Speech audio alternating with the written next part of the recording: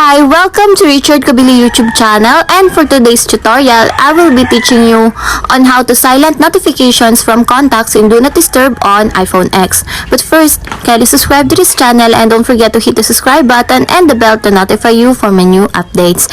And let's start. Using your iPhone X from your home screen, first, go to Settings. Then in the settings, scroll down and click the Focus. Then in the focus, choose the Do Not Disturb. Then in the Do Not Disturb, click People under the Allow Notifications. Then in the notifications, you will see that the silence notification from is disabled. Then all you have to do is click the silence notifications from to enable until there's a check mark on the side. And that's it. We have successfully silenced notifications from contacts in Do Not Disturb on iPhone X. If you have a question, kindly comment down below and don't forget to hit the subscribe button and the bell to notify you for my new updates. And thank you for watching!